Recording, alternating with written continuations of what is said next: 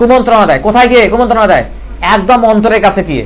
যখনই শুনি তখন আমরা শয়তান হয়ে যাই, শয়তানি কাজ করে ফেলি, এবং ওটা আমরা টের পাই না। কেন? সে আমাকে ওইটা ভালো করে দেখায়।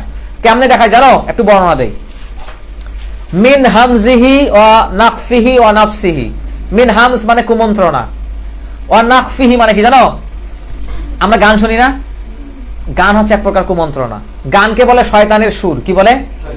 আচ্ছা, আমরা ফেসবুক চালাই না, ইউটিউব চালাই কিনা, তারপর টিকটক, তারপরে আরো যেগুলো আছে আর কি, আরো যে অ্যাপস গুলো আছে।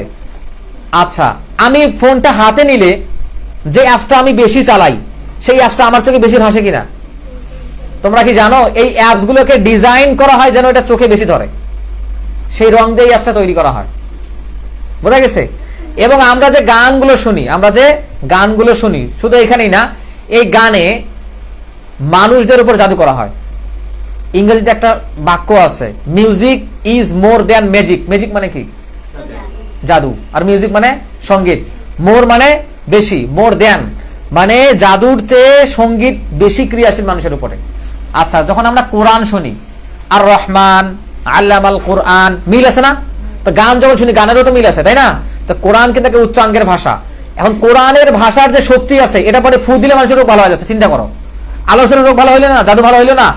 তো এখন কোরআন শুনলে মানুষের রোগ ভালো হয়ে যাচ্ছে। আল্লাহ বলছেন, আলা বিযিক্রিল্লাহি তাতমাইন্নুল কুলুব।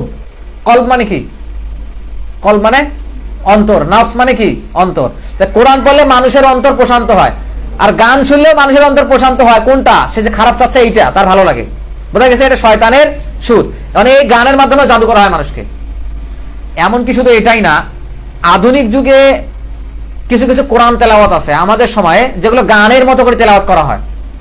গানের মতো করে, ওই গানের মতো করে যে কোরআন তেলাওয়াত করা হচ্ছে, ওর ভিতর থেকে মানুষকে জাদু করা যায়। চিন্তা করে দেখো।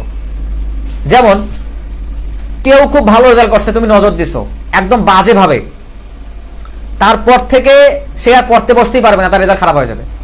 নজর খুব খারাপ জিনিস। হ্যাঁ, আল আইনু হাক, মানুষের নজর হচ্ছে সত্য। নজর নিয়ে অন্য কোনোদিন কথা বলা যাবে। তাই নজর মানুষের সত্য। হাদিসে আছে, নজর মানুষকে, একটা জীবিত প্রাণীকে কড়াই পর্যন্ত নিয়ে যেতে পারে। কড়াই কখন যায়? কোনো প্রাণী মরার পরে।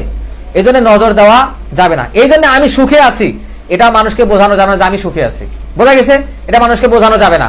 তুমি সুখে আছো, এই সুখটাকে তোমার উপভোগ করতে হবে, এবং আল্লাহর রাস্তায় যেন চলতে পারো, সেই সুখটা ওই রাস্তায় ব্যয় করা।